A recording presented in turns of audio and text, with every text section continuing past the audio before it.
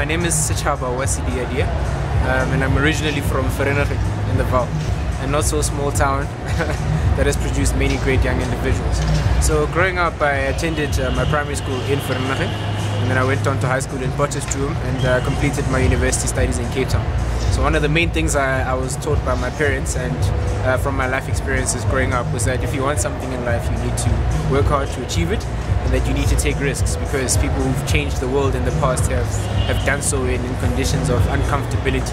So you need to get out of your comfort zone, embrace that, try something new, work hard, and ultimately, if all goes well, by the grace of the Almighty, you will achieve what you want to achieve. I've always been passionate about branding. So my first business project was actually a clothing brand called Nomadic Couture. So under that brand, I started printing shirts. I actually started off by literally buying plain shirts. I started buying fabric paint, whatever slogans or words or phrases that I wanted to paint on them, I'd paint on them.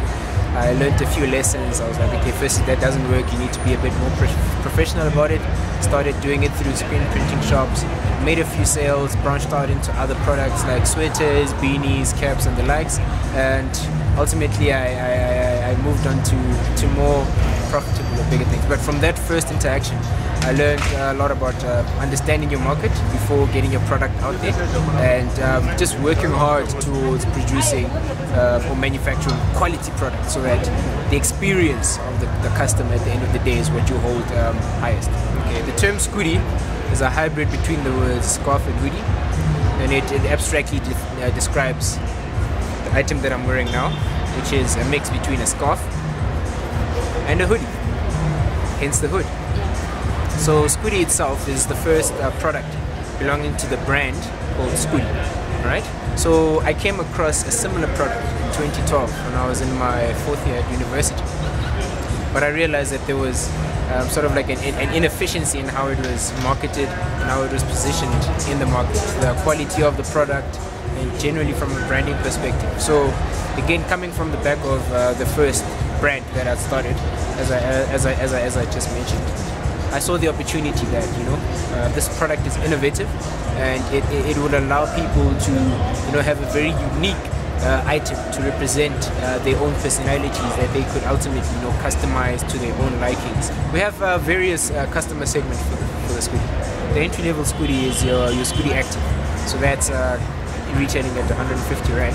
So that would be for your normal gym outfit, or for any sporting team or anything like that. But for your more bespoke items like this one, the limited edition ranges, they retail for about 200 rand. So these are customizable in the sense that you're buying into a limited range of the Scoody product.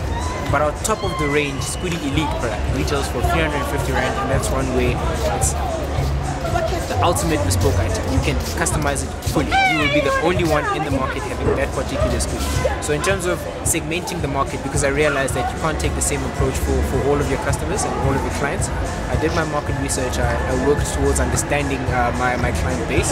That's why I segmented the market into the various segments, and hence the pricing models and the different Scoody offerings. How do you manage to balance your daily 9 to 5 with all your other business endeavors? I'm sure we've all heard about the importance of time management. However cliche it may sound, it's ultimately true. Because the most valuable commodity in life, I believe, is your time. Because your time on this earth is limited. However, you do not know how much of it you have, so you need to spend it wisely. Given that there are only 24 hours in a day, you need to appropriate those 24 hours very effectively. So if I know that I've got a full-time job from 9 to 5, and that's something that I've dedicated myself to at any point in time, I focus my full attention on the job from 9 to 5. But then it comes back to other pressures or additional requirements as an entrepreneur, because you need to start from a solid foundation, right? And also still work on your entrepreneurial venture. So I don't lead a normal life in the sense that whenever I have free time, there's certain things that I have to do before I can do things that I want to do. So where are you hoping that all your future endeavors will take you? I feel like my calling in life is to raise people's consciousness around certain topics.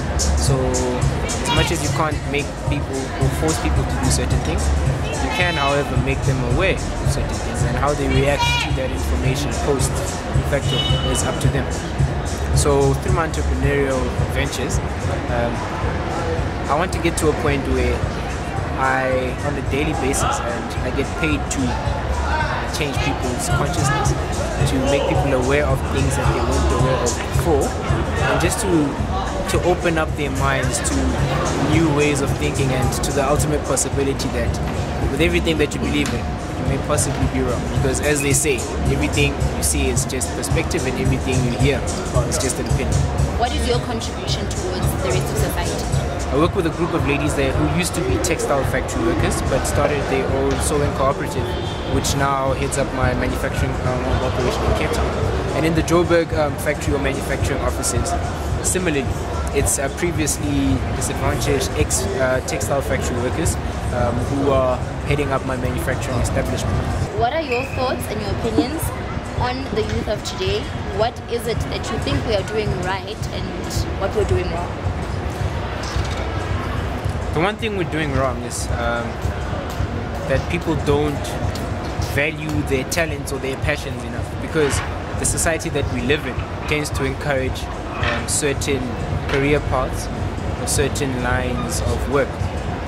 So coming out of high school, we all know that your engineerings, accountings, and material sciences and the likes are what are seen to be the go-to careers for the smart guys. But people don't know that you can make a career out of music, you can make a career out of art, you can make a career out of whatever it is that is ultimately what you want to do, what makes you come alive. So I think as the youth, and it's not fully our fault, we are made to believe, and we then fall into the trap of believing that if you don't make it into a certain mold, or if you don't follow a few certain predetermined career paths, then you're ultimately a failure in life, or your chances of success are ultimately marginalized or minimized. So I think what we're doing, that's what we're doing, what we're doing wrong. But actually having this interview in the Braamfontein CBD, or in the heart of student town, there's a new culture that's emerging, where young people are beginning to embrace the arts, they're beginning to embrace alternative forms of pursuing a career, they're beginning to pursue alternative forms of making an income. In the city of gold, which, as I mentioned, is the heart of where dreams are made or not, and where money is made or lost. So at the heart of it all, we need to begin believing in what it is that we're actually passionate about, and that we can make it a reality, and a reality that will pay us.